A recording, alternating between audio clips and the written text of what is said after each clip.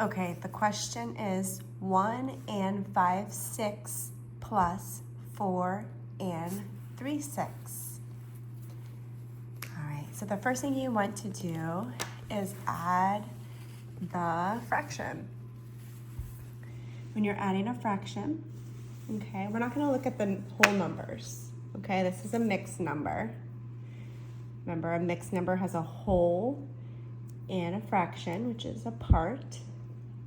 This is like 4 whole pizzas, and this pizza is cut into 6 pieces and only has 3, okay? So 4 and 3/6. So this is written vertically, a little different. This is an equal sign and an addition. And we call the answer to an addition problem. We're going to find the sum. Okay. So first you're going to add the fraction. When you're adding fractions, you're only going to add the top number, the numerator. The denominator stays the same. And that makes sense. If you're going to use your manipulatives, you're going to grab the 6, right? You can't change it, right? So the bottom number stays the same. All right. You're going to add the numerator, the top number. 3 plus 5 is 8. Okay. Now you're going to add the wholes. Okay. 4 plus 1 is 5. All right. Now, we have to do something to this number because this is a improper fraction, right? The numerator is bigger than the denominator, okay? So we got to make 8/6 into a mixed number. We're going to do that by number bond. We're going to decompose 8/6. Okay, so we're in 6, right? So what makes a whole in 6? 6/6. And then what's left? We're trying to get to 8. We're at 6. So 6, 7, 8, 2. Correct?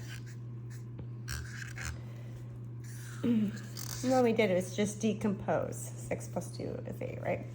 So this is really 1, because 6/6 is 1, and 2/6.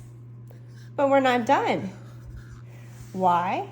Because we have to add the 5 wholes. So what's 5 plus 1? 6. And then 2/6. But that answer isn't on the test, Mrs. Wood, because you have to reduce or simplify, right? We have to make an equivalent fraction. We have to simplify this. So what do we say? Whenever you do to the top, you do to the bottom. So we're going to divide by 2. And how did I know I'm dividing by 2? Because it is even, right?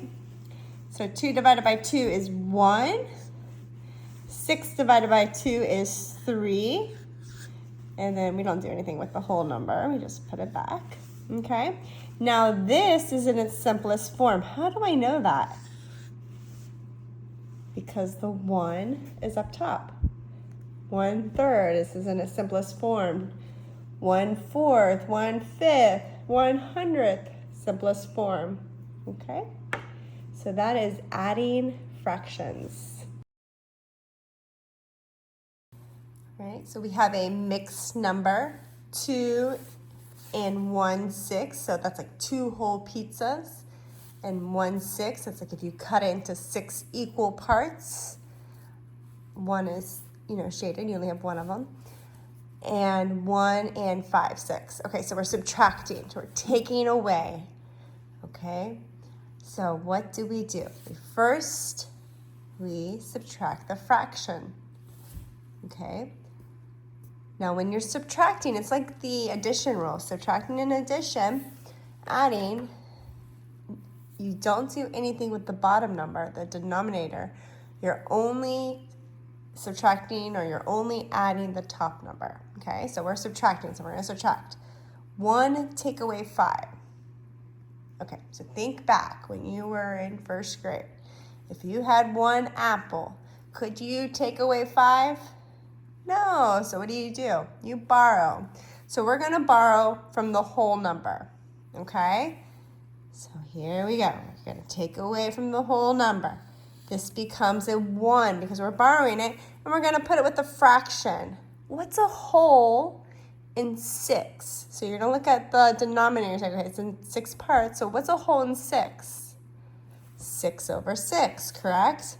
So we're gonna add that to it. So basically what we're doing is making an improper fraction. All right, so instead of 2 and 1/6, it's now 1 and 7/6. And then this number stays the same, right?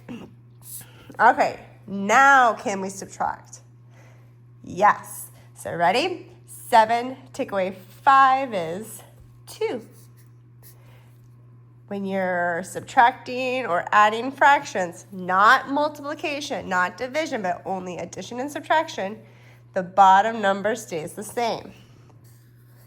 Okay? And then 1 take away 1, nothing, right? So 2, 6. But the answer is not there, Mrs. Wood. Well, guess what? You probably have to reduce, right? Or another word is simplify. You're making an equivalent fraction, right? The rule is whatever you do to the top, you do to the bottom. So the more times you say it out loud or in your head, the more you're gonna remember it, okay? So they're both even, okay? So what can we divide? 2, right? Because any even number, 2 will go into it. So 2 divided by 2 is 1. 6 divided by 2 is, well, half of 6, 3. And if you don't like division, it's the opposite of multiplication. Remember, division and multiplication are brother and sister. So just think of 2 times what is 6, right? All right, so 2/6 is the same as 1/3. Now, is this in its simplest form, and why? Say it out loud. Yes, because there's a 1 up top. So when there's a 1 up top, it's in its simplest form. What's another way I know that it's in the simplest form? If it's consecutive.